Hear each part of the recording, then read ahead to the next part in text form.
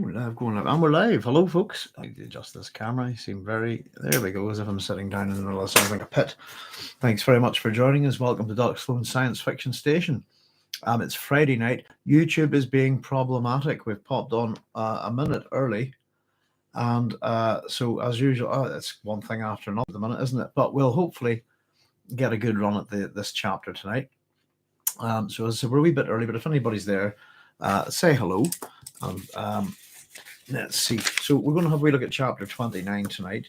I suppose I'll wait for a few people to come. Well, there's 10 o'clock now. So I'll just say I do apologize again. Just sort of matters with life and stuff. Unfortunately, we've got a number of medical issues that need dealing with here at the minute, which is making our ability to do a regular show impossible. So I hope you can bear with me with it, folks. I'll aim to have an episode every week. And simply put, my sort of feet are being pulled out from underneath me. As long as everything's okay, I'll be able to make it on Thursdays at 10 p.m. GMT +1 for each chapter. And in the event that we can't make it, we're going to try and do what we're doing here tonight, and which is just shift it to the next night, hopefully. So we will keep getting these chapters done. Hopefully, by the end of it, we'll have a completed Dune book club for this Dune novel. So in terms of the chapter that we're hitting tonight, I suppose it's quite important within the action of the book.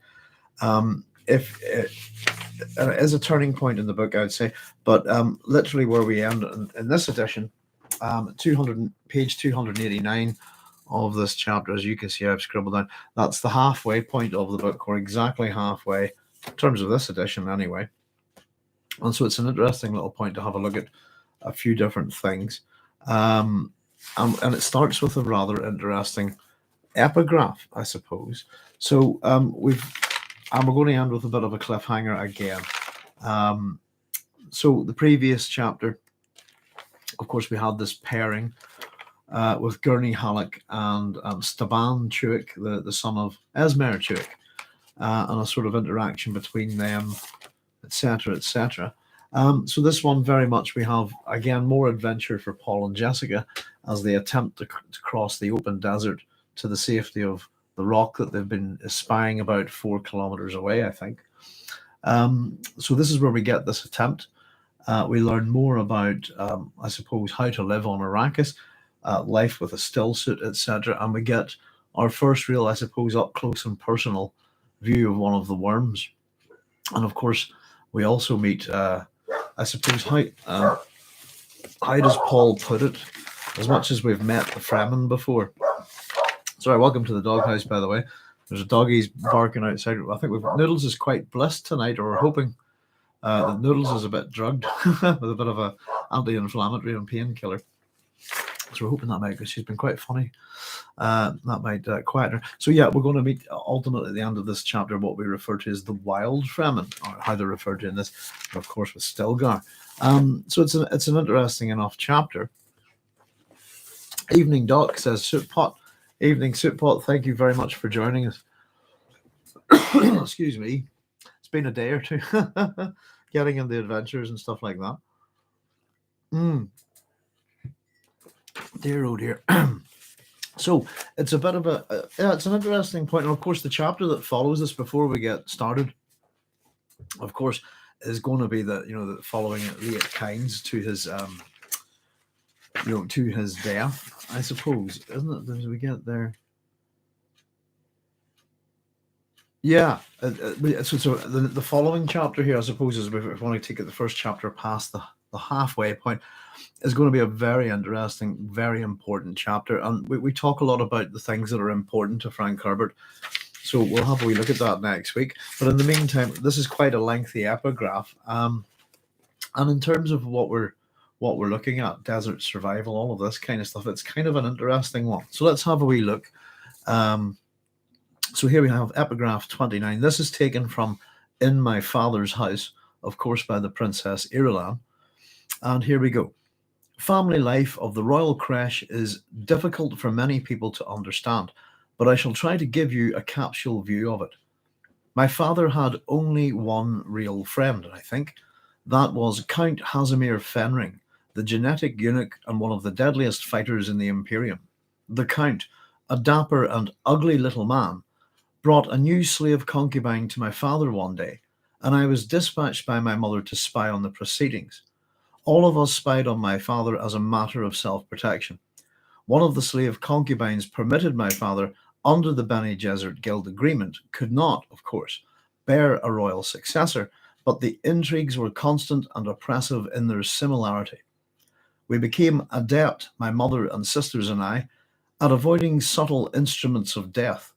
It may seem a dreadful thing to say, but I'm not at all sure my father was innocent in all these attempts. A royal family is not like other families. Here was a new slave concubine, then, red-haired like my father, willowy and graceful. She had a dancer's muscles, and her training obviously had included neuro-enticement. My father looked at her for a long time as she postured unclothed before him. Finally, he said, "She is too beautiful. We will save her as a gift." You have no idea how much consternation this restraint created in the royal creche. Subtlety and self-control were, after all, the most deadly threats to us all. So there we go. So a little picture, of course, this is from the royal creche, which is, I think, is quite funny. There's Bob saying, "Evening, Doc." And howdy soup there from Babs. Yeah, thanks for joining me, Babs. It's good to have you here. So there we go. Yeah, and as I said, it seems a little bit off kilter, this one. We're about to pile into the desert, but here's an odd little, I suppose, retrospective of family life in the royal creche from Ireland. And of course, we get Casimir Fenring mentioned as well, the Emperor's one true friend. The dapper, ugly little one of the deadliest fighters in the universe. I suppose it's going to bring up some questions with Casimir about, I suppose, nature versus nurture, etc. Harsh worlds like Arrakis create warriors like the Fremen, but what creates something like Casimir Fenring? Is it the soft royal life? It doesn't seem to equate. So it's a suggestion that the life of royalty is quite deadly. And the other thing that we get there, by the way, is insight into the relationship between, I suppose, the triumvirate of the Emperor, the Bene Gesserit, and the Guild. There is an agreement between them, where we learn of this here, and that it does not permit slave concubines to bear a royal successor. So there we go. In other words, no slave concubine can bear a child. She's too beautiful. Shades of Helen of Troy. Most beautiful woman in the world. Yes, indeed.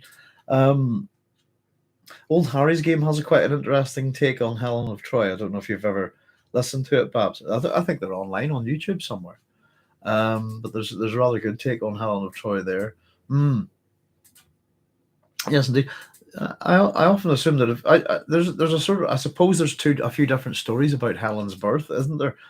I think there's one where she's the daughter of Nemesis, as opposed to the Leda and the Swan story, where she's one of a set of quads. So arguably, if Clyde, the interesting thing about that, I suppose, is that she's supposed to have a twin sister, isn't she? That Clytemnestra would be her twin. So is she not also equally beautiful?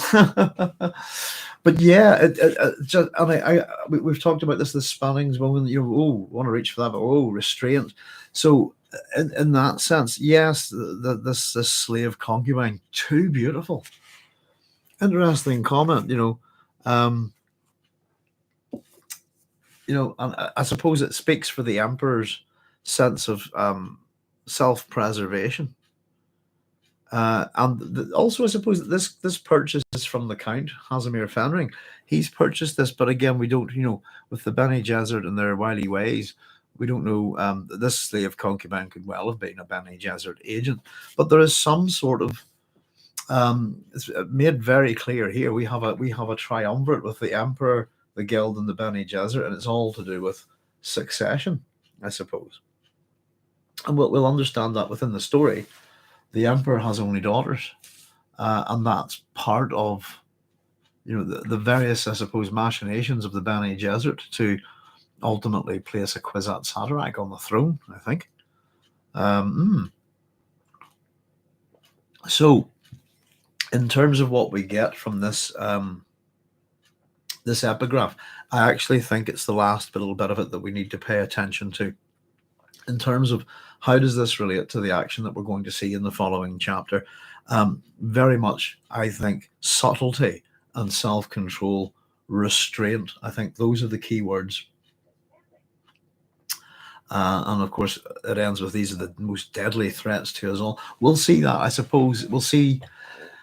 I suppose we'll see Paul not demonstrate this. Go the opposite way with us at the end of the chapter, and whenever they encounter the Fremen, it's the Fremen who are showing restraint, subtlety, self-control, and it allows ultimately for, well, what's to follow. I suppose the first big encounter with the Fremen and Paul and Jessica. Okay. So there we go. But yeah, anybody got any questions or comments or has popped in the room, let us know, and we'll do our best. So let's get on with this one, I suppose. Hopefully my old throat will sort itself out. Let's get some fluids before we get going.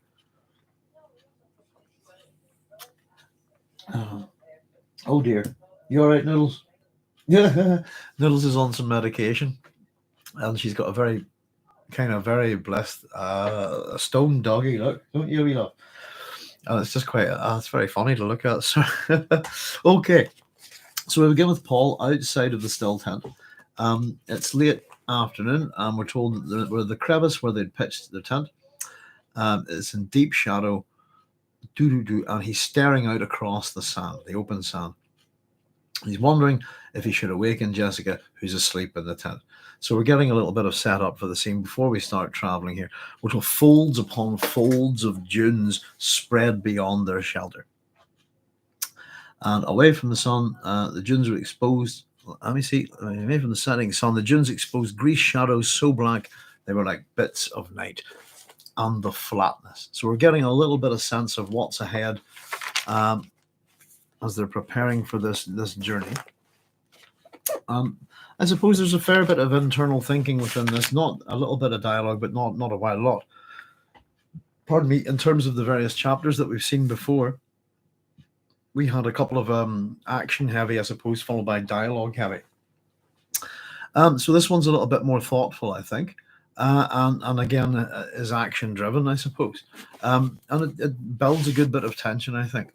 So Paul's mind, we're told, as he's scanning the horizon, he's looking for something tall. Where are we? But there was no persuading tallness out of the heat-addled air. That horizon, there's no bloom, no flowers, I think he's talking about it, no blooms, or gently shaking things to mark the passage of a breeze. So it's I suppose it's kind of looking for things that are reacting to something like air, the wind, etc. Some slight movement in the distance, but all he gets is the dunes and the distant cliff beneath a sky of burnished silver blue. So again, he's painting a wee scene for us, and it's pretty much, yeah, there's not much there, I suppose, a wide open desert and with this distant cliff. And of course his mind starts to wander here, and he wonders, well, what if there's not one of those abandoned testing stations there across that way? What if we don't run into the Fremen either? And what if the plants that we see are just accidental? They're not signs of cultivation or anything like that, or human interaction.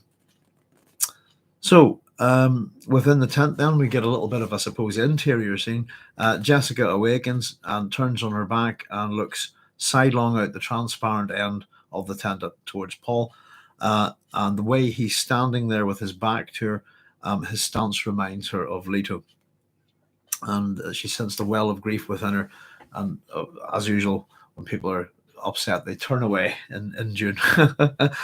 So presently she dresses, adjusts her still suit, refreshes herself with water from the tent catch pockets. And again, little things about water keep popping up as we go, and I think it's the idea is to start really that they start to become commonplace to us. Up until I suppose the fall of Arrakeen, everything that we learn about Arrakis, still, all of the still suits, the still tents, a lot of this stuff is kind of academic, and so we're actually seeing our two major characters use this stuff on a regular basis these days. So she slips out the tent to stand, stretches the sleep from her muscles. And Paul speaks without turning and says, I find myself enjoying the quiet here. And Jessica's thoughts here run with how much the mind gears itself towards its environment. And this recalls to her a Bene Gesserit axiom. So we had all this about axioms, etc. I don't know why I keep doing that, or axiom, in the previous chapters there. So we're going to get another one here. This is a Bene Gesserit axiom. The mind can go either direction under stress, towards positive or towards negative, on or off. Think of it as a spectrum whose extremes are unconscious at the negative end and hyperconsciousness at the positive end. The way the mind will lean under stress is strongly influenced by training. So this is this thought process that she has here, an old Bene Gesserit axiom that springs to mind. Under stress, we can go either way. We can become all to the extreme of unconsciousness, I suppose, or to the other extreme of hyperconsciousness. I would have went whose extremes? I would have went death as the extreme of the negative conscious, of the negative part of that spectrum. I would say death would be a further end than unconsciousness, if you see what I mean.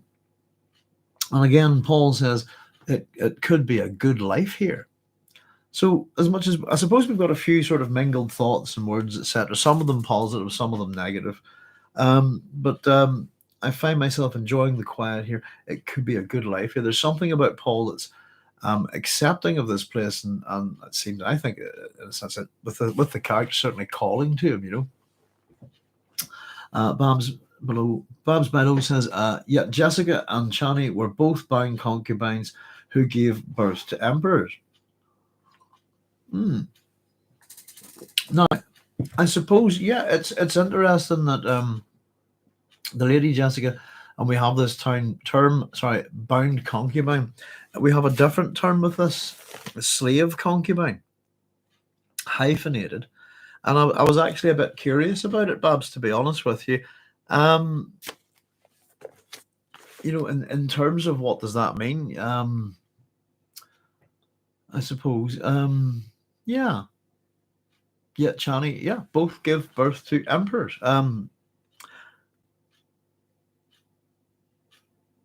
To royal successor. I'm wondering if well,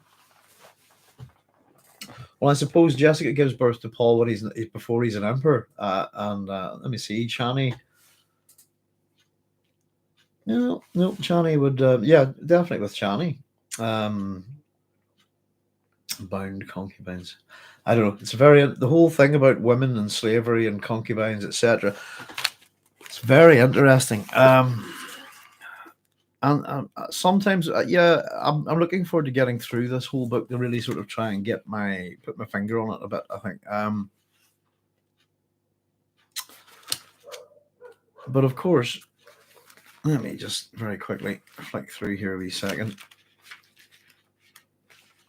I wonder what we all think of. If anybody doesn't want to hear the last line of Dune, then turn away or turn the volume down for about 10 seconds. So, of course, the last line of Dune is, while we, Chani, we who carry the name of concubine, history will call us wives. I thought it was interesting. And concubines, we're concubines, but history will call us wives. Whenever someone inquires into this, that's what somebody will say, that we were the real wives. I don't know. It's interesting that the two terms. I would have thought. I don't know. I don't know. I have a bit of a problem with that ending. I think, and I think it could be better. But it is an interesting one, and I suppose it depends on what you think of it within the Dune universe. I always thought that they're mothers. If you see what I mean, and a mother, to be a mother, I think concubine and wife are both terms that would be given to women via men. Does that make sense? But a mother, to be a mother, I thought would have been better. But to hell with the men. It's a very good point, Babs. And I suppose there you go. If the case that this slave concubine that we read about in the epigraph is of a similar ilk to certainly Jessica, as like a trained, probably as Bene Gesserit. It does raise questions. So there we go. And again, there lots of the stuff that we learn. I think by now we've really got. We should be. It should have been well impressed upon us that what we're told in epigraphs isn't necessarily the truth. If you see what I mean. And again, this is. I suppose this is Irulan's recollection of something that her father and Hazimir Fenring are up to, and of course that they're being spied upon and being observed. So that there's possible that, regardless of that, you can say that there's quite a lot more to that. But it's a very good point, yes, indeed. So the positive, the negative, I suppose. What way do we react under stress? And again, Paul saying it could be a good life here. Possibilities. So Jessica tries to see, I suppose, the desert the way he's seeing it, tries to see the desert through his eyes, tries to get a sense of all the rigors of the planet that would be accepted as commonplace, wondering at the possible futures that Paul had glimpsed. So again, having a wee think about Paul's future vision, if you like. And interestingly enough, she says here, or her thoughts here, are that one could be alone out here without fear of someone behind you, without fear of the hunter. And I suppose at the end of this chapter, we'll have a little bit of, I suppose there'll be a certain sense of irony about that. If you see what I mean. Because they are, of course, they'll be the hunted. So Jessica and her binoculars, she steps past Paul, lifts up the binoculars, adjusts the oil lenses, and studies the escarpment across from them. So in her mind, yes, there's saguaro bush and the arroyos, and other spiny growth, we're told, matting of low grasses, yellow-green in the shadows. So here's a new word for me, folks. I didn't know this one. And maybe for anybody else who doesn't know it, the arroyos here, and I'll just spell it out. It's Arroyos. So I didn't know this term. It's a geographic term, and it's an American term, I believe. So an arroyo is and I think that's the right pronunciation, is a steep-sided gully formed by the action of fast-flowing water in an arid or semi-arid region. And I've just noted the term from the south. Term is used as from southwestern US of A. And another definition, there's a water course such as a creek or a water carved gully or channel. So there you go. I like learning new words. That's arroyos. That was definitely one out of my outside of my purview. So there we go. That's a clue I've written right there. Big clue. And of course, as I'm making my notes on these chapters, I'm progressing through them in a linear fashion. So sometimes I go, oh, there's a clue to something, and immediately after, etc. So almost immediately after. But that should tell us something. And simply put, I learned it by looking up this word because I didn't know what it was. That's the thing I'm always telling my students to do. If you don't know what a word means, look it up. So this is the clue that there has to have been probably water on Arrakis in the past. Otherwise, we wouldn't have these arroyos. And of course, we're going to find another clue like that in a minute. And of course, Jessica is going to come to certain conclusions. So Paul says, the clue, water having been on Dune once. So Paul says, I'll strike camp. And Jessica nods and goes to the fisher's mouth where she gets a good sweep of the desert with the binoculars. And we one of the little things that Frank likes to do when he's setting up a scene is he likes to give us a bit of left and a bit of right, if we've noticed this so far. So here we go, a little bit more of that. Where she get a sweep of the desert, she swung the binoculars to the left. And to the left, we told we see a salt pan, and it glared white, a blending of dirty tan at its edges, and a field of white out here where white was death.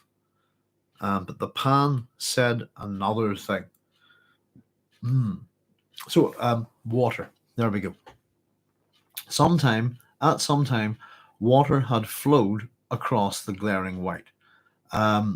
She lowered her binoculars, adjusted her burnous, listened for a moment to the sounds of Paul's movements. So just very quickly, yes. So we had a little clue there with the arroyos. If we knew that word, that would have been suggestive that there was water once upon a time on Arrakis, but a little bit more knowledge about these salt pans. If they were here, then water also used to be here once upon a time. And the other wee thing of note, I suppose, is a colour association here. And you know the way I do the wee things with the book. So there we go. Death is equal to white. Very much within this book, the colour white's association is death.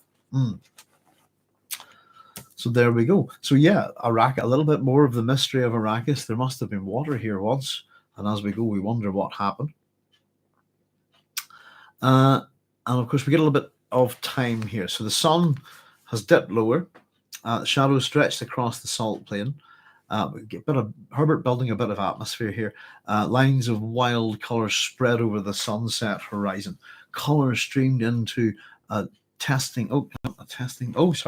Colours streamed into a toe of darkness. Yeah, hang on. That's why I made a wee note of that there. There's something with Frank Herbert and toes. I don't really know what's going on there. I've just sort of this very funny metaphor, and I do kind of get it, I suppose. Let me just read that a second. I get it correctly here. Number 14. Where are we? Yeah, cool coloured shadow. Oh, hang on, back up a wee second. Colour streamed into a toe of darkness, testing the sand.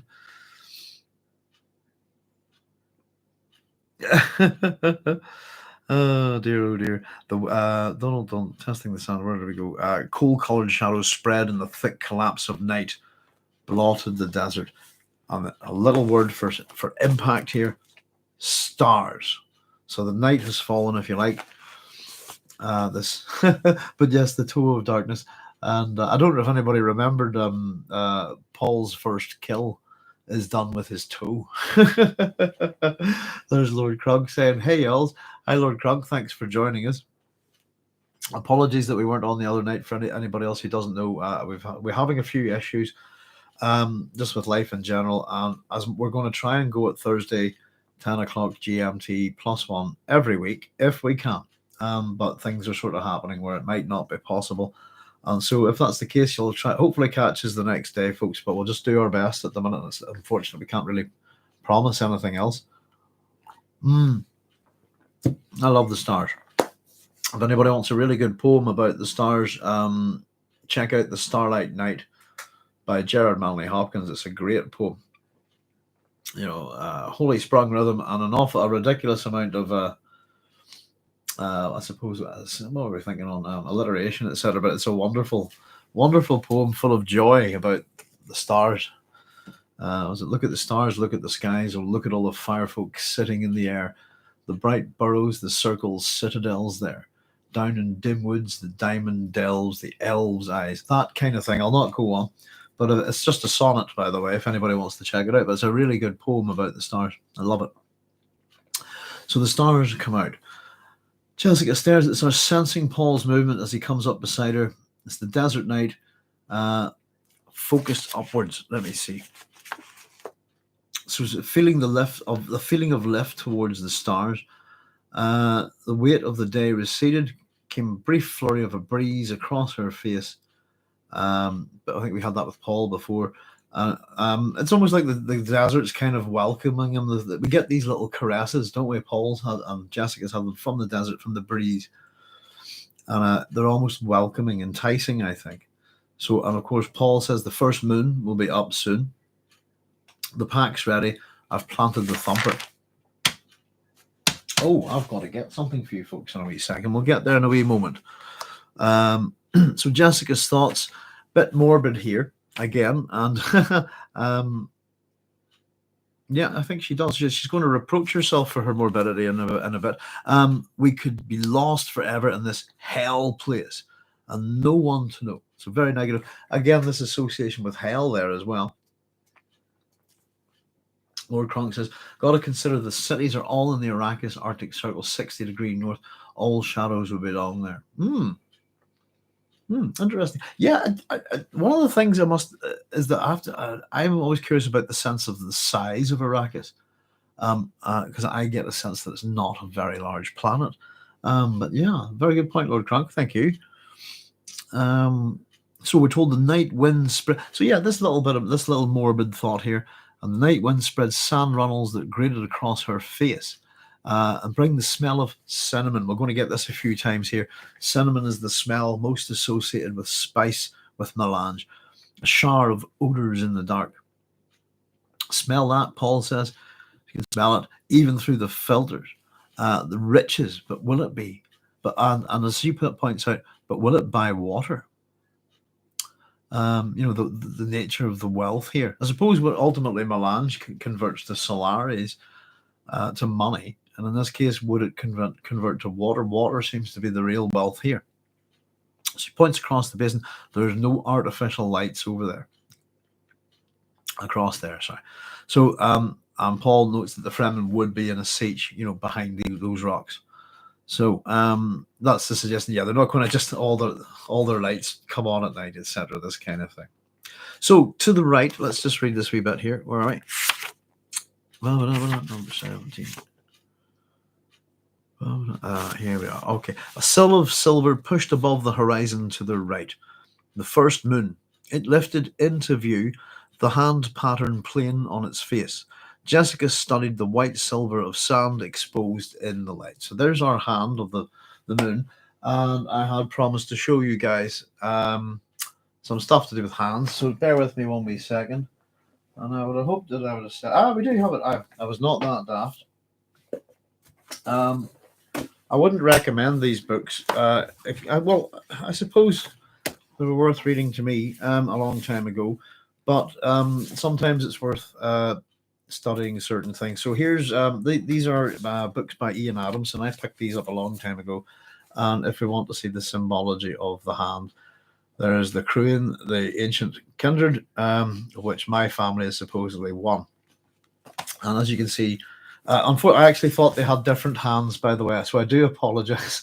So in terms of Ian Adams as the identity of Ulster and the Ulster people, I'd argue it's a pseudo-historical work, but it's kind of iconotropic, if you like. It's an attempt to create a certain thing. And if you want to just very quickly get the bit where we are mentioned, funny enough, somebody was talking about Edward the Bruce the other day, and that would be an interesting chat. Well, I'm 70, I believe, isn't it? All these years later. Oh, good. Sorry, bear with me a second. Ladies, be here. Oh, somebody banging. Somebody was banging something outside and it set the dogs off. Sorry, it's silly season here at the minute. Let me see. Is this the one I was looking for? Oh yeah, if you're at anybody's, this is to do with what we were talking about the symbology of the red hand, Earls of Ulster, the Corsies, this kind of thing. So even under this is just a segment from this. This is about the ancient Cruthin, I suppose.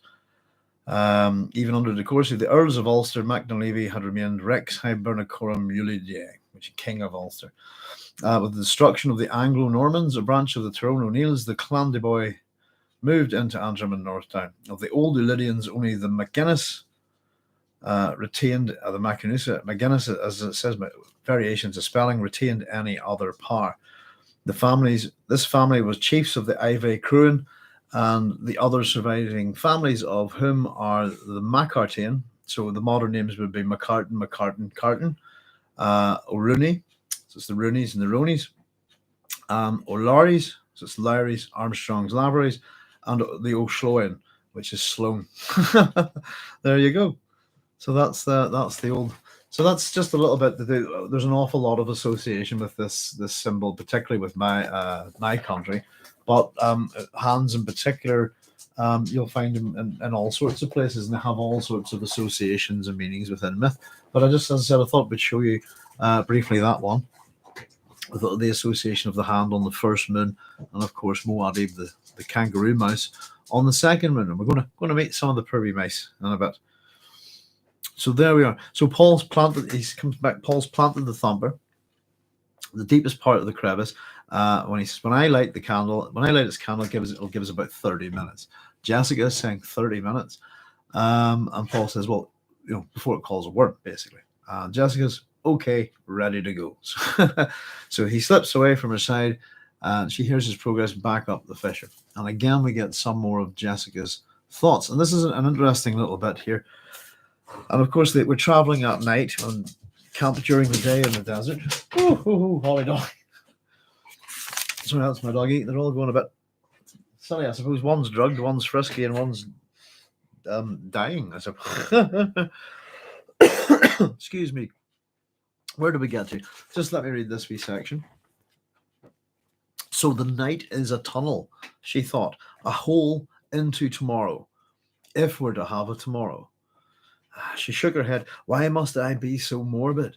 I was trained better than that. So again, we've had a little bit of that being morbid just a little bit earlier. Training, we mentioned about training at the start of the book. Sorry, at the start of the chapter with the epigraph. Oh! Excuse me a wee second, please.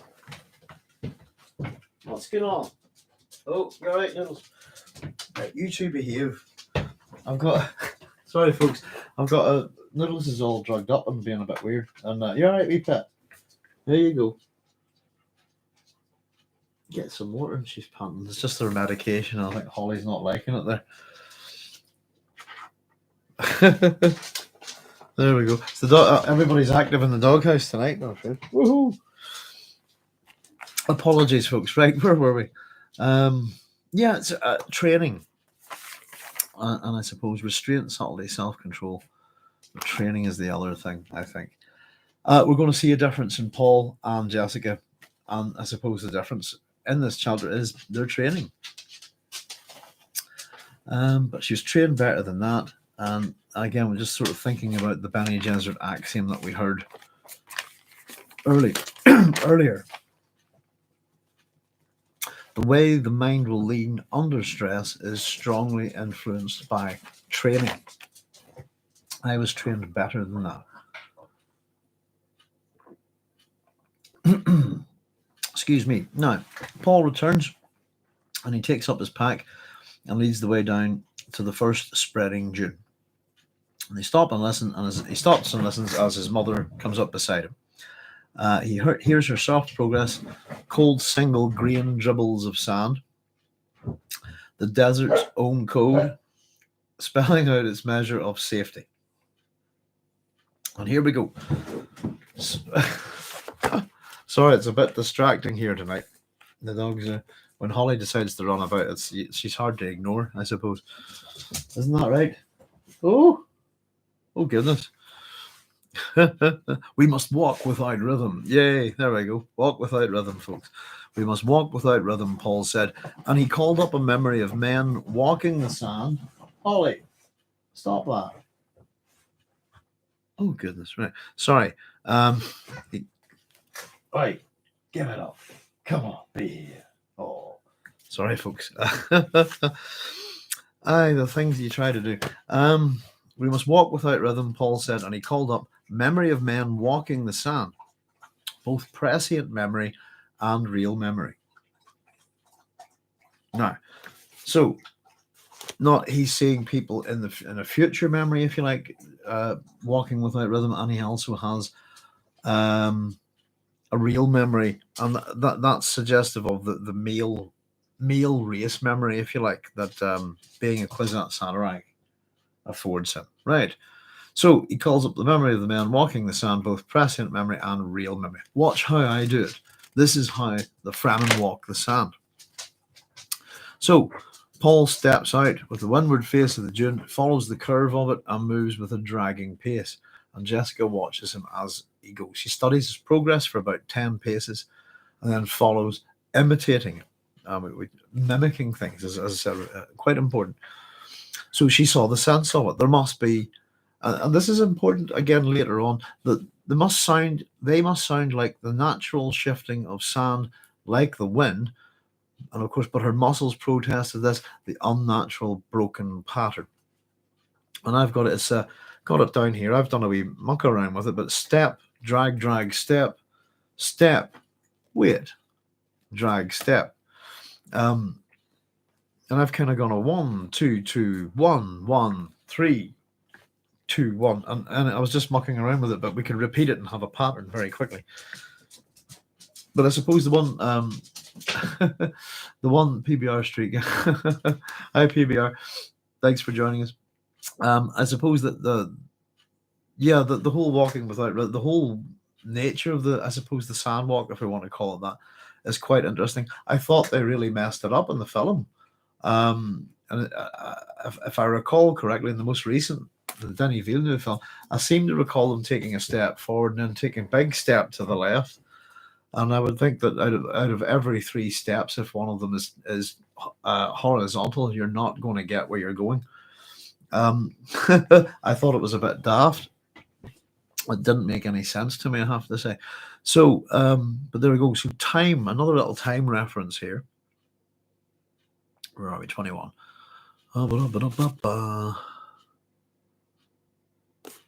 Time stretched out around them. The rock face seemed to grow no nearer. The one behind still towered higher. Still towered high. And we start getting a good bit of onomatopoeia coming into the story here, which I really enjoy it. I like authors who play with sounds and muck around. And sounds, I think, in this chapter are really, really important. If we think about our senses, and we've had this previous comment about what other senses do we need, to look at the world around us. So very much an oral presentation, if you like, of Arrakis in many ways. But here we go, the first one with our thumper, this lump, lump, lump, lump. And we've got exclamation marks on the text, don't we? So nice and loud. Or here, hang on. Yeah, that's the first one. So it's a drumming from the cliff behind. Of course, this is the thumper. Paul hissed. There's a lot of hissing and whispering. They're keeping their voices down a lot in this chapter. So it's pounding continued, and they found... oh, hang on. Have I jumped ahead? Yeah, so they found... Here, this is quite interesting. The thumper that Paul's planted and popped in amongst the rock... it has a countdown, if you like. It has a fuse that you can light and arguably determine how long it starts after you move before it starts. So it's possible that if they hadn't used the thumper, they could have made it across without calling a worm at all.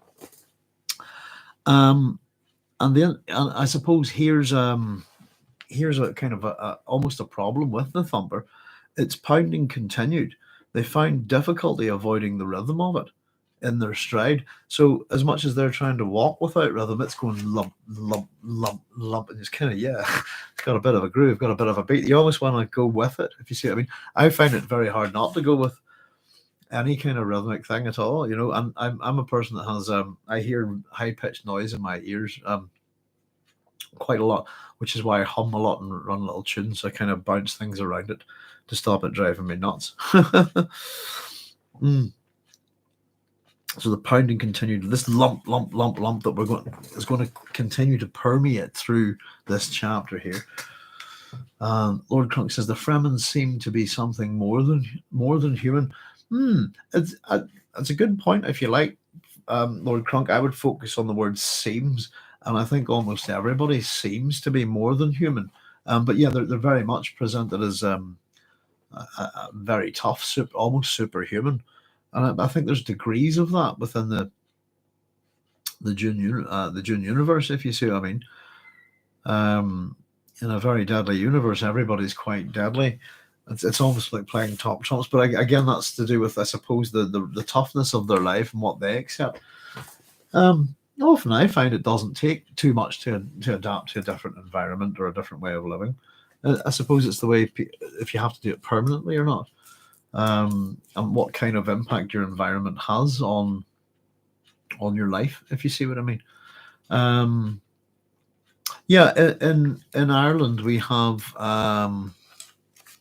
let me see, there's a bunch of books. I don't think I have any of them here, but I could tell you a little bit about them. They're known as the Blasket Island books. They're all biographies written by Blasket Islanders, who were the kind of last people to live on the Blasket Islands off the west coast of Ireland near Kerry, I think. They're original old Irish native speakers, if you like.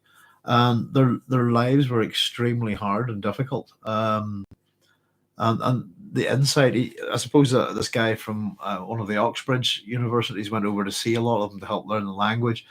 about the turn of the 19th into the 20th century and got a lot of them to write their books, their life stories. So that they're known as the Blasket Island books. There's things like Peg Sayers, The Island Man, 20 Years of Growing. There's a whole bunch of them. And they're really interesting insight into, I suppose, the people who live in a really, really tough place. And I think arguably was it World War II was, I think, one of the best times for them because the amount of stuff that was washed up on, from the North Atlantic raids and stuff, that a lot of ships, their stuff would end up washed up on the end. But it's an example of people who live a very harsh life and how they go about it. And I think the Island Man's particularly sad. I think even as Thomas O'Crowan is his name.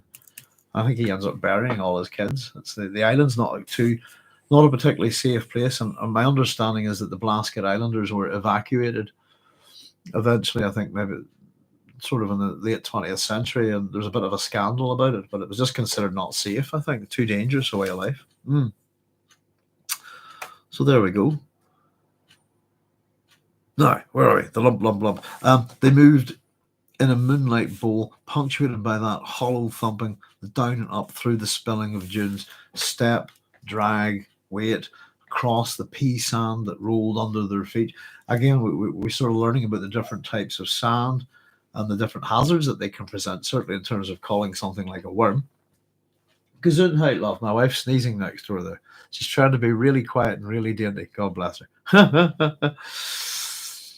And then drag, weight, step. And again, we're falling into the rhythms, or the A rhythms, if you like, of Arrakis. So plus all the while their ears searched for that special hissing that they've heard before. And the sound, when it came, started so low. Their dragging passage masked it. So initially it's so low they don't hear it. This is the arrival of the worm, of course. But it grew louder and louder out of the west. Lump, lump, lump. And again, our plans within plans within plans, we have a lump, lump, lump, lump. That's our third set of lumps here. The idea of these repeating motifs, if you like, repetition within the story. So we have the hissing, and the lump is now drowned out. The thumper. Lump, lump, lump, drowned the thumper. The hissing approach spread across the night behind him, turning their heads as they walked. Saw the mound of the coursing worm. Paul says, keep moving, don't look back. And of course, the grating sound of fury exploded back at the rock shadows where they had left, and a flailing avalanche of noise. So all of these terms here, we've got fury, exploded, flailing, avalanche. In terms of noise, big ones, quite aggressive and dangerous, I suppose. Keep moving, Paul repeats. So at this point, and I've quite thought this was quite interesting. This isn't the halfway point of the book, but they have reached an unmarked point where the two rock faces appeared equally remote. So they have made it to a halfway point. And I said it's kind of interesting. This is the halfway point of the book. At the end of this, the very last part of this chapter, that's halfway.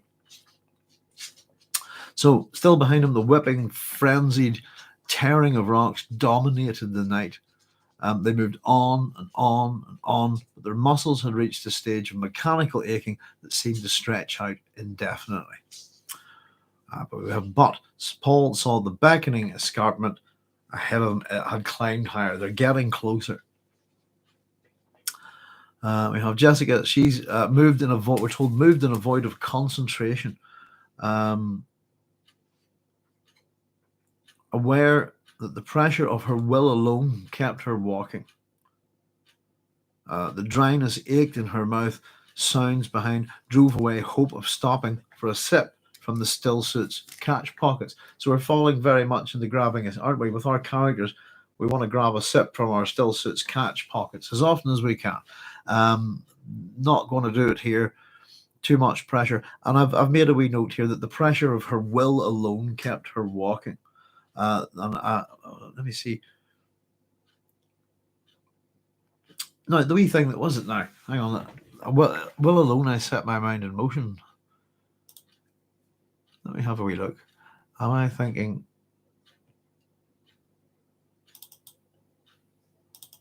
Oh, hang on. That's the wrong thing. See if I can get a wee copy of Dune up here a minute. I was just wondering about it.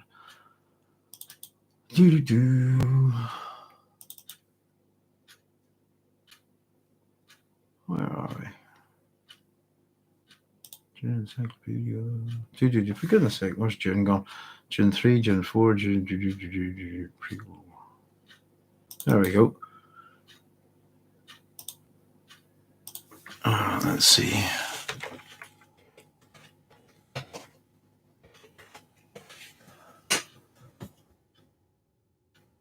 Yeah, Jessica Weaver, devoid of concentration, aware that pressure of her will alone kept her walking. And I think that the whole wee thing about the juice of Safu, isn't it? Is that what we're thinking? Let me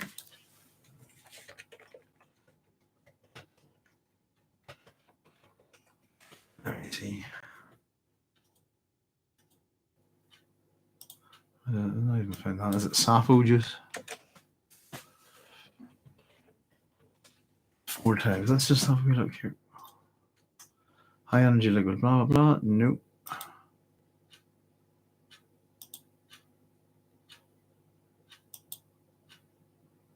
Yeah, I think it must be one of those things. It's such a memorable thing. It must be the little speech that Brad Dourif gives as Peter de Vries in Dune, isn't it? When he takes the juice of Safu. It is by will alone I set my mind in motion. It is by the juice of Safu that thoughts acquire speed, that lips acquire stains, the stains become a warning. It is by will alone I set my mind in motion. That, what she's saying there, kind of reminded me on that a bit, and I was wondering if that's where they got the idea for that. But there we go. I did quite well remembering that one. I always like that wee quote about the juice of Safu. But it's just by will alone that you set your mind in motion. So yeah, lump these sounds coming in again. Renewed frenzy erupted at the distant cliff, drowning out the thumper, and then we get silence. So sound is very much doing our work within this chapter, Frank's work for him, if you like, within this chapter, building atmosphere, building tension. It's great, I think. Very well done. Now, Jessica nodded, knows faster. Paul again whispers, knows that he can't gesture, needed to act. Let me just read this. Knows that he can't gesture, needed the action to tell herself necessary. Right, I'm just going to read that because my notes look a bit rubbish here. It's my handwriting failing me again. Faster, Paul. She nodded, knowing he did not see the gesture of her nod. That was it. But needing the action to tell herself that it was necessary to demand even more from muscles that already were being taxed to their limits, the unnatural movement. So again, they're not able to just absolutely fully bomb it. I think they're still attempting to walk without rhythm in this way to avoid this worm. The rock face of safety is ahead, climbed into the stars, and Paul saw a plain, flat sand at its base. And they step onto it, and he stumbles in his fatigue, rights himself, and involuntarily outthrusts his foot. There's a resonant booming, and it shook sand all around him. And Paul lurches sideways 2 steps. Boom, boom, and then drum sand, and with the exclamation mark, Jessica hissed. And so Paul, again, they've gone on to a different type of sand. It's caused a bit of a problem, even if it's just momentarily. We're learning the perils and pitfalls of Arrakis. Paul recovered his balance, glances around, sees the rock escarpments about 200 meters away. And behind him, the hissing's like the wind, like a riptide where there was no water. Run, Jessica screamed. Paul, run. And there you go. There's the scream. The Scream Queen thing, as I refer to it. They ran. Jessica's a bit of a screamer in the book, I think, and it's reminiscent of kind of old Saturday morning serials, this kind of thing. And I think it's kind of funny because she's a pretty together character, if you see what I mean. But it's great. There's a scream, and again, I think it works well with a lot of this whispering and so on and so forth. So. The drum sound boomed beneath their feet. And this is where I got up to with my highlighter, so it'll be a bit more awkward for me to read this.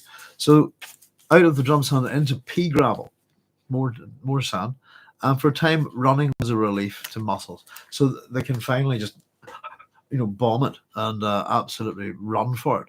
But again, that difference in just running rather than having the whole walking without rhythm type thing, it's a relief to their muscles that ached from the unfamiliar rhythmless use.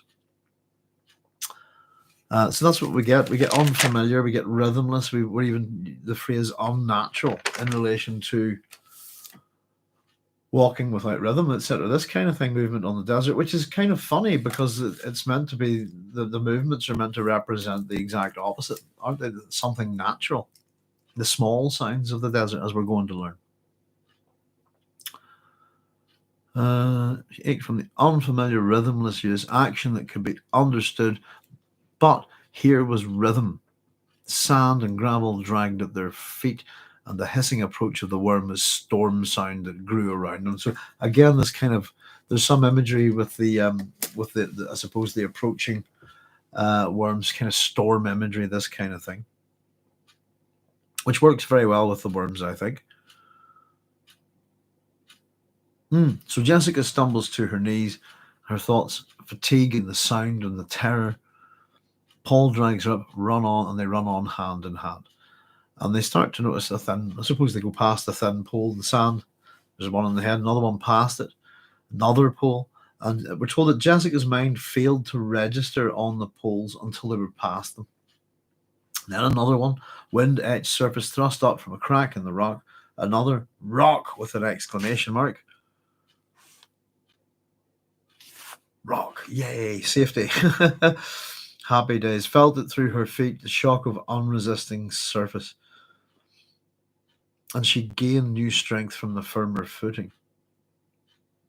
So we're told there's a deep crack in the cliff ahead of them, and they sprint for it. And they crowd into this narrow hole.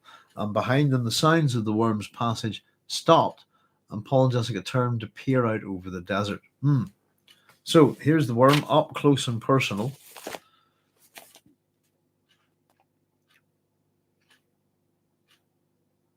Let me have a wee look. 34. Up close and right. Let me just read this wee bit. So where the dunes began, perhaps 50 meters away at the foot of a rock beach, a silver grey curve broached from the desert, sending rivers of sand and dust cascading all around. It lifted higher, resolved into a giant, questing mouth. It was a round black hole with edges glistening in the moonlight. And the mouth snaked towards the narrow crack where Paul and Jessica were huddled, and we get that cinnamon smell. And the cinnamon yelled in their nostrils. Nice wee mixing up of the senses there, if you like. And the moonlight flashed from the crystal teeth. Back and forth, the great mouth wove. How they both react. Paul stills his breathing, and Jessica is crouched staring at this thing. I made a wee note here that the crysknives, the crystal teeth, and just that we've actually that reference that their teeth are crystal, and it was simply to do with that. There's an alternative meaning, I think, for the word cris when it comes to blades, swords, and knives. And I often wondered, is that the nature of it? But we're actually told that the crysknives are curved, aren't we? So they're called crysknives because of the word crystal and nothing else in that sense. So the other word cris, which is spelled K-R-I-S, indicates a wavy blade, if you like, a knife with a wavy blade, like a wave pattern. But it's the whole weapon, if you see what I mean, is known as a cris. So a crysknife or a cris sword, etc. I'm just wondering, could I draw it here roughly? We're doing a wee bit of. Let me see if I had a knife. Oh, I'm going to sneeze. Hang on. Nope.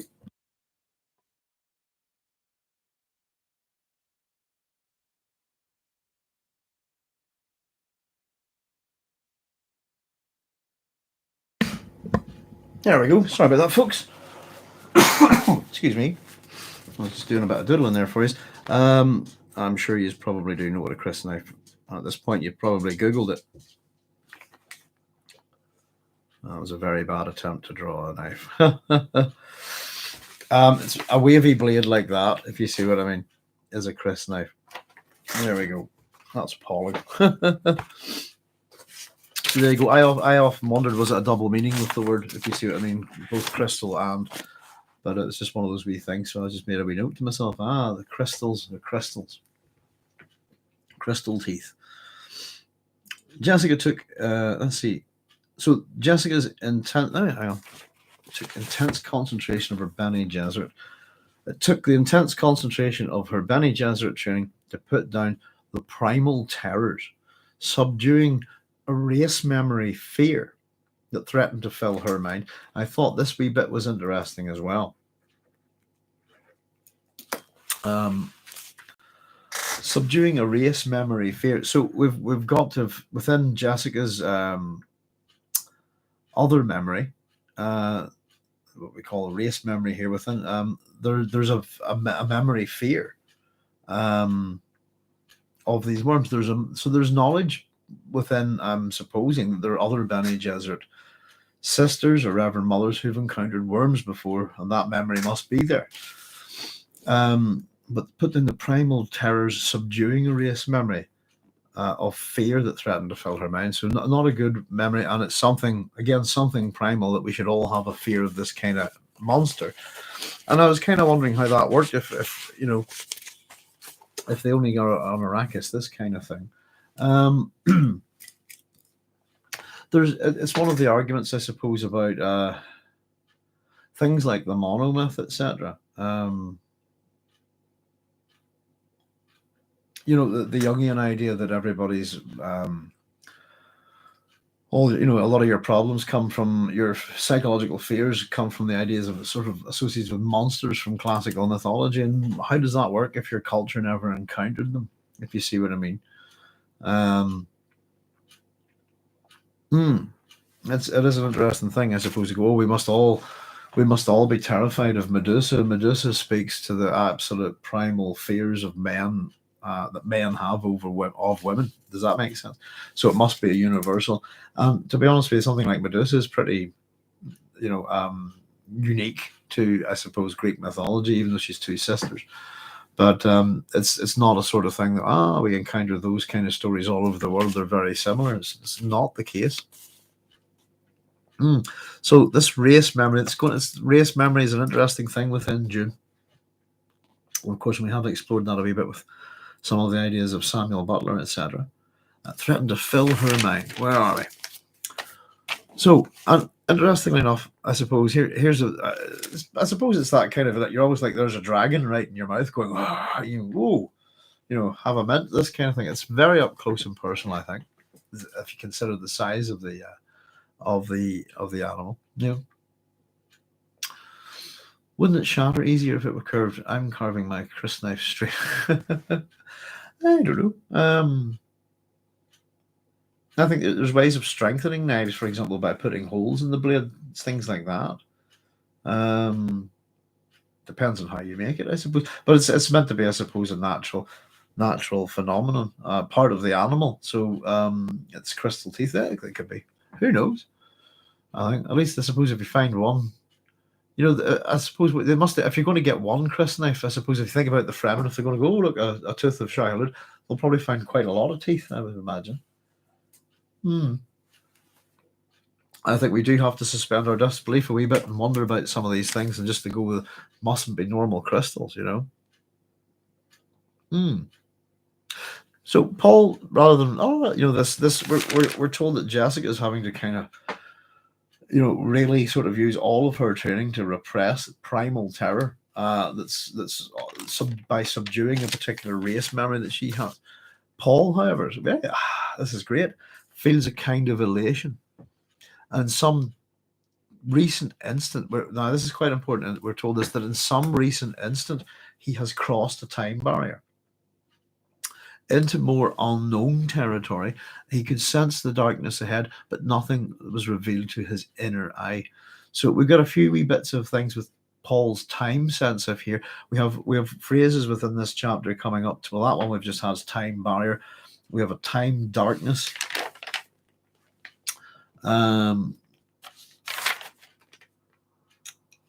coming up. I think there's another one as well.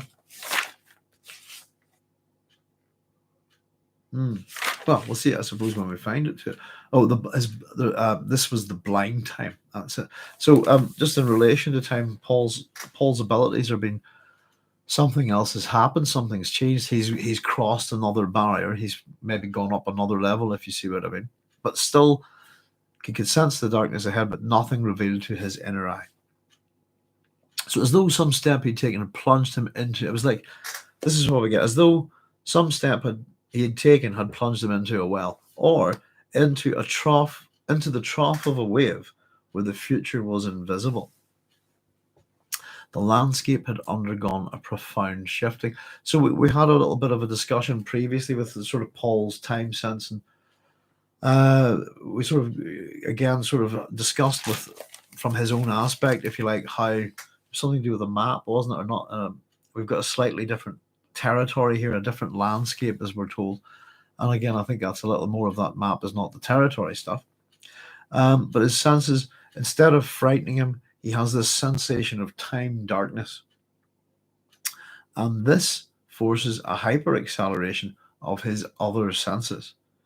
So in relation to the worm, and of course we're told that Jessica wasn't even to register these poles until she just ran past them.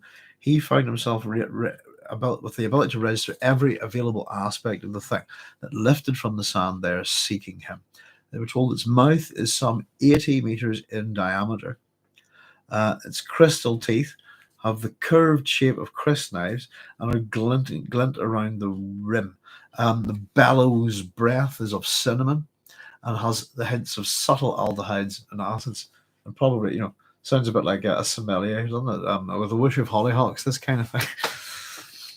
So we're getting those smells, and we've been getting a lot of the sounds as well. So we're told that Paul, the worm blotted out the moonlight, brushed the rocks above them, and we got a shower of small stones cascade down into their hiding place. So Paul crowded Jessica further back. Cinnamon. Smell flooded across him. And here we go, folks. This is one of the really important questions within the narrative of Dune. Question: what has the worm to do with the spice melange? And of course, at this point, Paul remembers Liet Kynes. And of course, that Liet had betrayed some sort of veiled reference that there is some kind of association between the worm and spice. That's taking us back to the banquet scene. And of course, we get this baroom noise, like a peal of dry thunder, we're told, coming from far off to the right. And then a boom again. I made a wee note that this kind of reminded me on the Ents, if you know what I mean, of Treebeard in Lord of the Rings with his boom, all the noises that he makes. I just got that wee sense of that. I don't know why. So the worm draws back on the sand. Okay, there's two big barooms. That's our second, and it kind of lays there for a minute. We can see these crystal teeth weaving these moon flashes, as we're told. And here comes the lump, lump, lump, lump. Paul's thinking, another thumper. Again, it sounded off to the right. The effect of this other thumper, then, is that we see a shudder pass through the worm. And it must be, I suppose, what is it that really gets the worms annoyed about rhythmic sounds, I suppose, about beats. The effect is the shudder passes through the worm and it sort of draws further away into the sand. So that only the mounded upper curve remained like a half bell mouth, the curve of a tunnel rearing above the dunes. And I just sort of put that I don't think Frank's writing's particularly good here. The other thing, let me just have a wee nosy at it. What bit was I thinking on? It drew further away into the sand. Only a mounded upper curve remained like half a bell mouth, the curve of a tunnel rearing above the dunes. So it's just not a brilliant simile, I think. Sand rast, and we've got a couple of other things there where Frank's sort of saying it's like this or this. Which kind of, it says whenever Paul's talking about his inner eye. It's as though some step he had taken had plunged him into a well. That's a simile. Or, if that's not working for you, does that not describe it well enough? It's like being into the trough of a wave where the future was invisible. So that was that previous one. So I just thought it wasn't a very... Goodness gracious, Bonnie, you okay, love? Bonnie's dropped a real bad fart here. I think I'm doggy death fart, as we call it. But she's okay, aren't you? There we go. Where were we? Sorry. So the effect, yes. I asked a wee question at this point, and I simply was wondering about it. Why hasn't anybody invented a skipping thumper? Something that hits the ground, makes noise, and then takes off again. If you see what I mean. A bouncing kind of thing. And I was thinking, surely that would be much better than the static thing that makes a noise. If you know what I mean. Even the idea of having a little vehicles that you could use that worms would chase. If you see what I mean. Why is the thumper a static thing? And I thought it was interesting. It spoke to me that there was no evolution of this technology from a certain point. Because if I'd been on the planet for any length of time, I would have been wondering how to improve thumpers. And possibly how to retrieve them. And I don't know, it was something interesting. Made me think about Roman spears and how they changed over the years. So the sand rasped, the creature sank further, retreating, turning, became a mound of cresting sand that curved away through a saddle in the dunes. And so someone else has set a thumper, off it goes. And Paul sort of steps out to watch the sand wave recede towards the new thumper. And we have that lump, lump, lump, lump, lump, 5 lumps there. And then presently the sound stopped.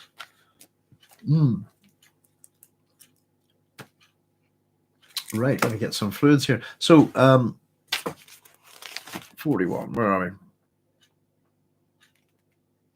Paul found the tube into his still suit, sipped at the reclaimed water. Meanwhile, Jessica focused on his action, and her mind felt blank with fatigue and the aftermath of terror. And we get a little bit of dialogue here. I think it's interesting that Jessica's training, the way it works with her, it seems to always work okay, but there's consequences, if you like. She takes maybe a bit longer to recover. I think it's, again, just to highlight the unusual nature of Paul. But then we're going to see, again, this is a moment of, I suppose we can relax for a second here. Has it gone for sure? She whispered. Paul says, well, somebody called it the Fremen. Again, Jessica, it was so big. And again, Paul, not as big as the one that got our thopter. Jessica, are you sure it was the Fremen? They used a thumper. Why would they help us? She asks. Again, Paul saying, maybe they're not helping us at all. Maybe they're just calling a worm. And Jessica, another one of our mysteries. Why? Why would they call a worm? And this is our question for, interestingly enough, this is my footnote number 42. So I got the question. Why? Of life, the universe, and everything. So the question, why would the Fremen call a worm? It's a good one. And again, Paul's searching his awareness. The answer's there at the edge of his awareness, but he just can't get it. And we're told it refuses to come. So again, we've had a little hint of this before. Paul has a vision in his mind. This has got, whatever it is about the Fremen call these worms, it's got something to do with these telescoping barbed sticks that are in their packs. What we know is the maker hooks.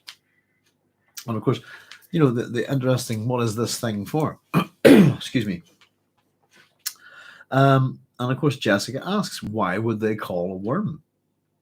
And of course, Paul's thoughts, a breath of fear touched his mind, and he forced himself to turn away from his mother and to look up at the cliff. So, why would they call a worm? We're going to find out, of course, that the Fremen worship the worms as both Shai Hulud and Shaitan, and that in particular they make weapons out of their god's teeth, if you like. But in particular, I thought it's hilarious that the Fremen use their deity as a form of transport. So he's God, He's a supplier of weapons. They get drugs from him. And Shai Hulud is also the local boss, if you like. Why would you call a woman? That's a good enough question. So Paul says we better find a way up before daylight, sorry. And he pointed those poles that we passed. There's more of them. So Jessica looks about. She sees the poles, the wind-scratched markers made out shadow of a ledge that twists high into the crevice above them.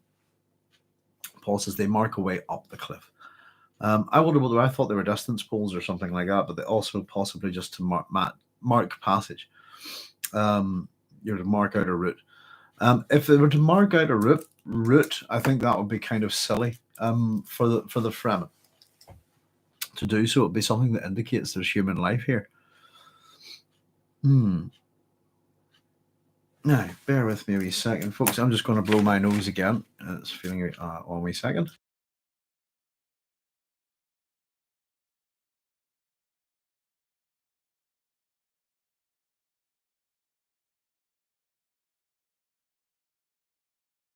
We better remember to unmute the microphone. There we go. I covered my Chris knife straight. Be interesting when we get to have a look at the knives, actually. I think there's some good drawings and stuff online of them. Different interpretations of how they look. No, where are with me? So Jessica sees the poles. Again, they hadn't quite fully registered with her earlier. The wind scratch markers made out the shadow of the ledge, etc. So they go that twists high into the crevice above them. So they mark a way up the cliff, Paul says, and he settles his shoulders into the pack, and they crosses to the foot of the ledge and begins to climb. So again, Jessica waits for a moment, restores some of her strength, and then follows him. And up they go. So up they climb, following the guide poles. So that must be what they are. The ledge dwindles to a narrow lip at the mouth of a dark crevice. So we've had this kind of the mouth of the worm in a similar description just prior to this, and they've gone into this place. We're arriving at another kind of entrance that's similar in that manner, I suppose. Almost like an entrance to the underworld.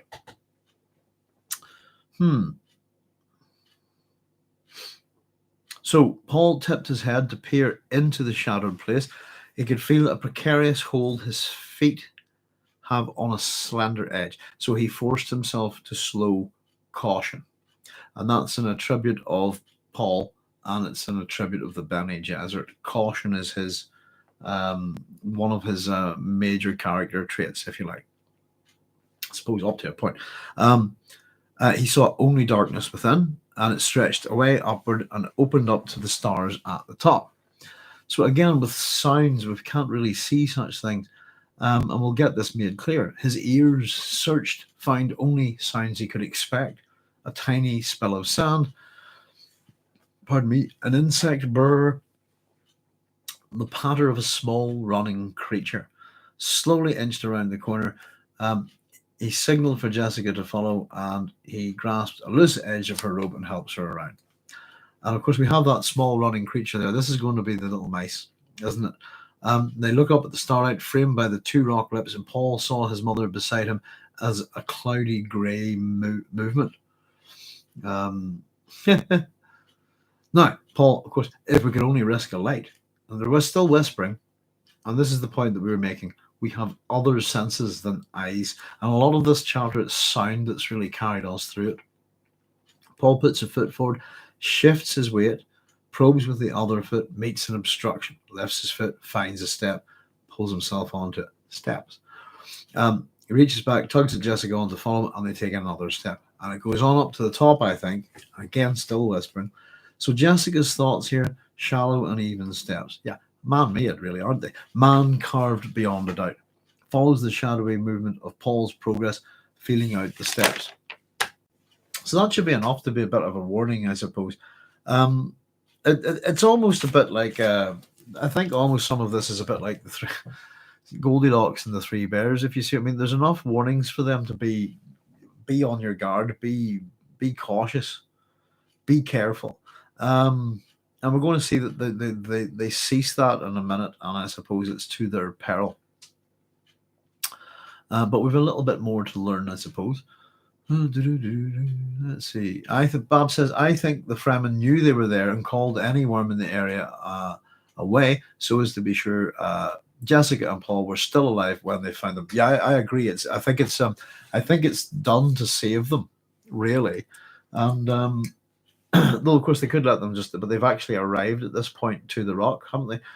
Bob says, I doubt a man moved much in a Fremen area they didn't know about. And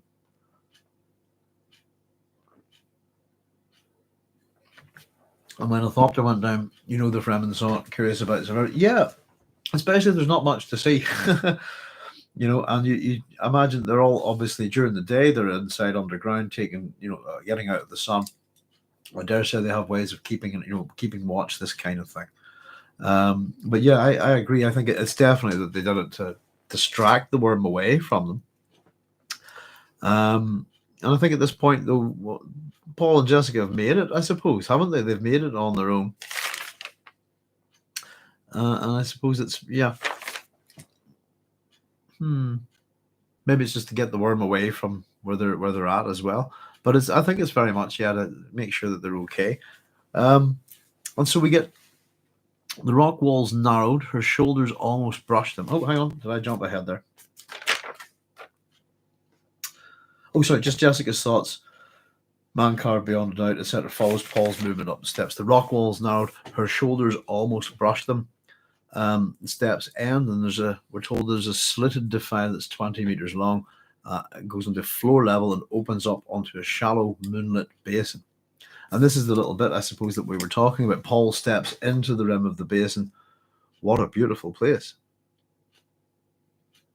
Jessica stares in silent agreement beside him. Yeah, this is so, wow, look at this place. And this is here's where their mistake comes here, I suppose. This is something beautiful in this dangerous place. And I suppose we can get it from Jessica here. In spite of weariness, irritation of recasts and nose plugs, the confinement of the still suit, fear, the aching desire for rest, despite all of this, the basin's beauty filled her senses, forcing her to stop to admire it.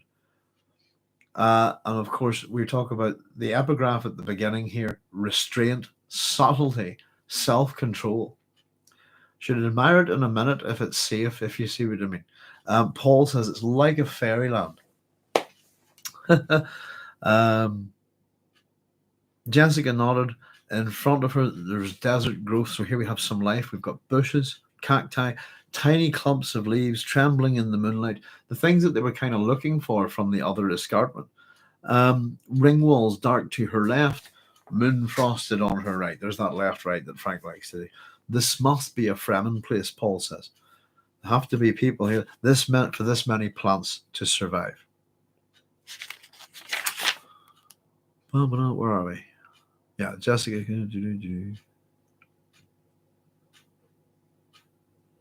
There would have to be people for this many plants to survive, she agreed. She uncapped the tube to her still suit's catch pockets, sipped at it. Warm, faintly acrid wetness slipped down her throat. She marked how it refreshed her. The tube's cap grated against flakes of sand as she replaced it.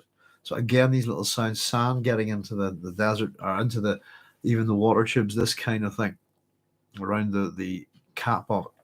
So again, we're getting used to this process of taking in water. I think that's the third time we've had it mentioned here, taking the water tube, drinking from the catch pockets. That's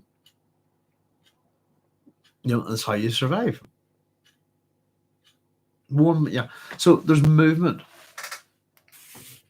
Movement gets Paul's attention. To his right, down on the basin's floor, curving out beneath him, he stares down there through the smoke, bushes, and weeds, and he sees a wedge slab sand surface of moonlight inhabited by an up, hop, jump, pop, hop of tiny motion. I really do enjoy the onomatopoeia in this chapter. It's good fun. Mice, he hissed.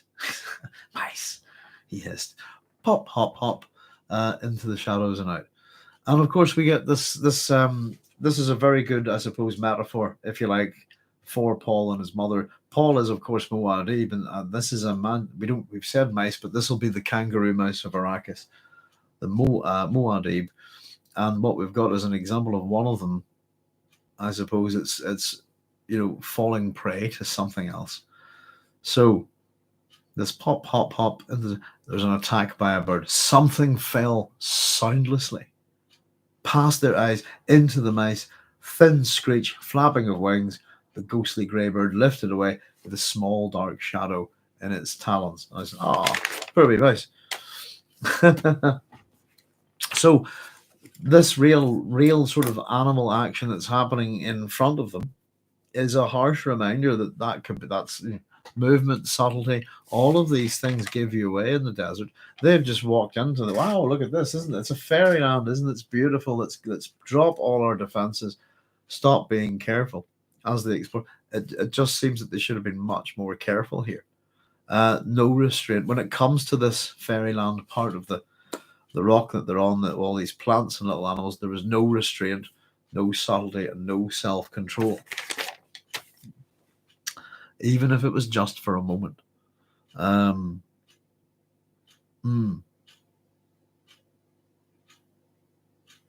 Jessica's thoughts on this. We needed that reminder. Paul's thoughts, this little mouse off it, silent, deadly, and from above. So Paul continues to stare across the basin, and he'll sense the softly cutting contralto of the smell of sage climbing the night. So the predatory bird, this is the way he looks at it. That equates to the way of the desert. This is the way of the desert. It's kind of, it's just the way of life, isn't it, really? I wouldn't say it's anything particularly special to Arrakis, but it's just, they've just got a sort of, I suppose, an example of how a local animal feeds on another local animal. The predatory bird, the way of the desert, it brought a stillness to the basin. I suppose this animal coming in and getting this mouse makes everything else go quiet again. So unuttered. Blue milk moonlight could almost be heard flowing across the sentinel saguaro, the spiked paintbrush. There's a low humming of light here, more basic in its harmony than any other music in his universe.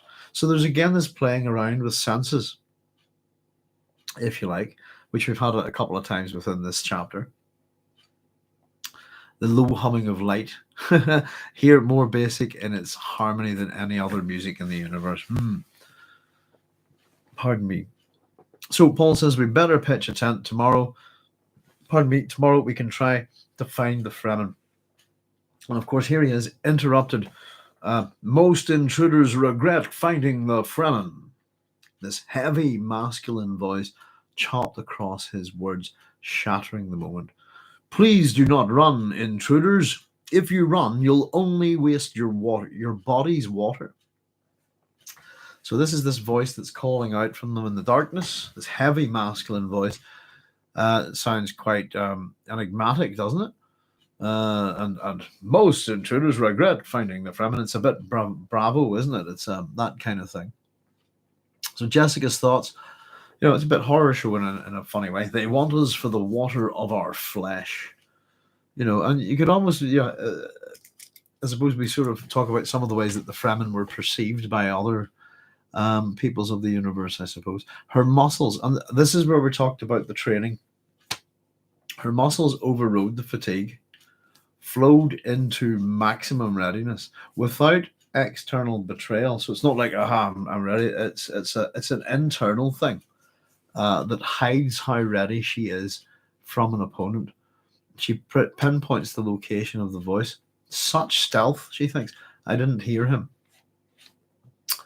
I suppose we've also had an enormous worm making an awful lot of noise.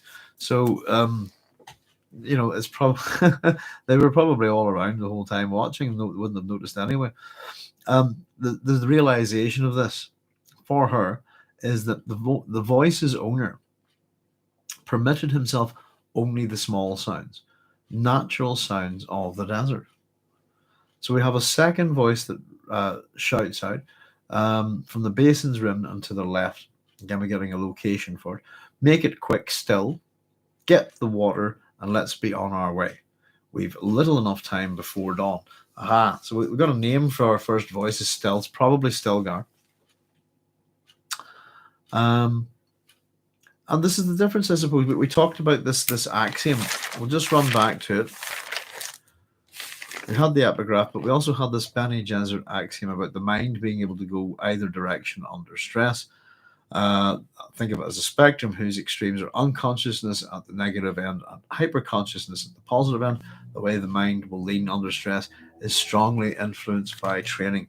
So here, Paul is less conditioned to emergency response than his mother. He felt chagrin because he had stiffened, rather than the relaxation that Jessica has that flows into her readiness without betraying that. He had stiffened, tried to withdraw. His clouded abilities, it's momentary panic, and he forced. So that's it clouded his abilities. He's had a momentary panic. He hasn't been in full control. He forced himself now to obey her teachings, these Bene Gesserit teachings. Relax, then, fall into a semblance of relaxation, and then into an arrested whip snap of muscles, which can slash in any direction. Remember the deadliness of Paul's toe. Dear, oh dear.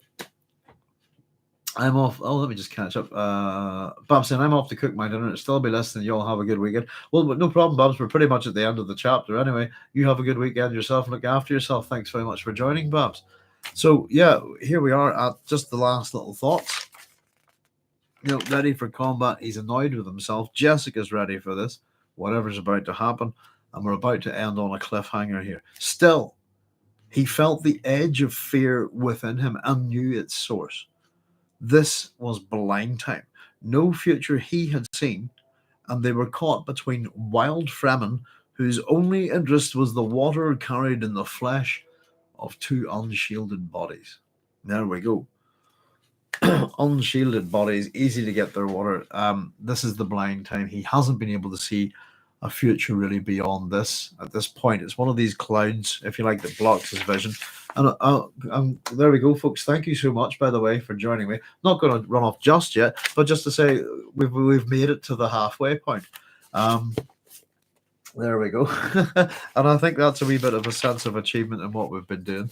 And if anybody's got any questions on this chapter, I'll hang around for a few minutes if anybody wants to ask anything. But that's our halfway in the story of Dune, just in terms of page length. And I think it is interesting that we have halfway indicators within the chapter, that Paul and Jessica are, that they're halfway between the two escarpments, this kind of thing. And of course, this is going to lead us on to a very important chapter 30, starting page 290. And that's going to, for anybody for next time, hopefully we'll be on for next Thursday. That's the chapter that begins the Fremen religious adaptation then in the source of what we now recognize as the pillars of the universe, whose Kizara Tafwid are among us all with signs and proofs and prophecy. So this is the chapter that we're really going to, it's the end of Leat Kynes, isn't it? Really important thing to Frank Herbert. Very, very important that the planetary ecologist who represents Western man and Western man's thinking in terms of ecology is killed by his planet. And we're going to get to see that next time. It's a really interesting little section. I'm really looking forward to having a look at it. So there we go, folks.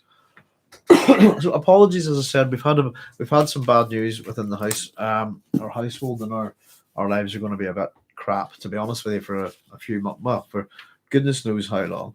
And in terms of where we're at as well, I suppose we're halfway through this Dune book. And we've now filled up this book is finished. We've now completed two whole notebooks full of what we've been looking at. Oh, there we go. So these are quite thick, and I've been scribbling away. So just in terms of what this is what we have so far, and as you can see, they're quite thick.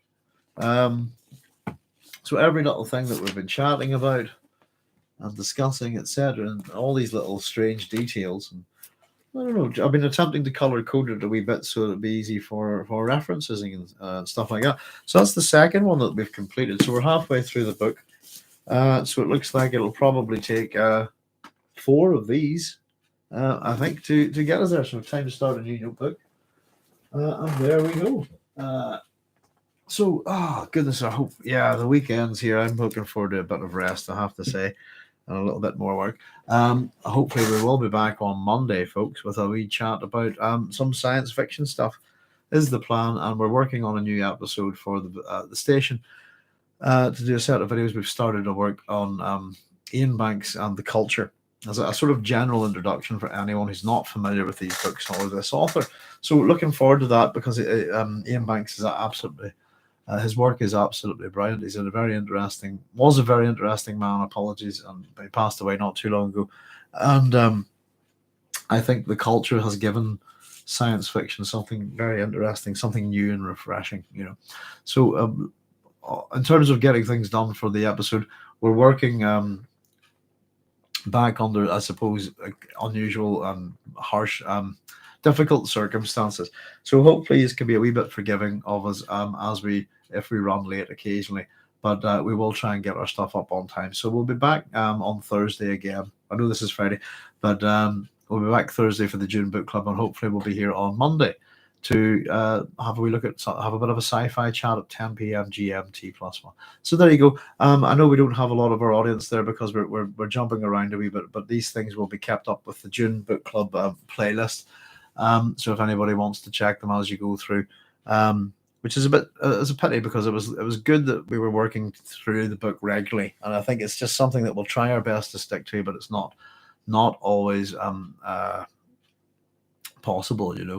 Lord Crunk saying best to your family. Thanks again. Thank you, Lord Crunk. We've oddly enough, we've got a terminal diagnosis within the last week of one of my members of my family. I'll not go into too much detail, but that member of the family was nearly killed yesterday in the hospital, and in an accident. And I saved their life. And I had a moment of, believe it or not, oddly enough, we were talking about this with my wife. What do you call, I suppose, hyper awareness or accelerated consciousness or whatever. But I watched a porter send my dad flying as he was. Oh, I said it was my dad. Goodness gracious, apologies. Didn't want to let that. Send him flying, and he planked, and he's going to smash his head out on the floor. And I did a dive and slid under and caught the whole thing, and managed to keep his head from hitting the ground. And I've got a wrenched shoulder and a bit of a sore back as well. But and then time kind of sped up again. It's one of those ones. So there you go. It's kind of funny, in a not so funny way. But there we go. Yeah, sorry folks. I suppose I'd said it there, but we've had a bit of bad news this week about my father. He's quite elderly, but we've got a terminal diagnosis, and so we'll have a bit of running and a bit of looking after and stuff like that to do. But thank you very much, Lord Crunk. There's me trying to protect this. And I said it out loud. I'm so stupid. Matt S says, "Oh, sorry to hear, Doc. Glad you were able to help out." Yeah, thank you, Matt. It's just one of those things. But I'm not joking. We had the most insane day, and I nearly didn't get my dad out of the hospital. He was nearly killed by the staff. I'm not joking, and he's pretty frail, so it's just bonkers. And yeah, I kind of did it was a bit one of those bizarre dives, if you know what I mean. But I kind of watched it all. It's just sort of all saw it happening in slow motion. I had to make a dive, and it kind of changed, and I had to twist at the last minute. But I stopped his head from hitting the floor, and he's okay, no bruises or damage. But he was very badly shaken. I suppose, but there you go. It's just, yeah, wow is right, But there we go.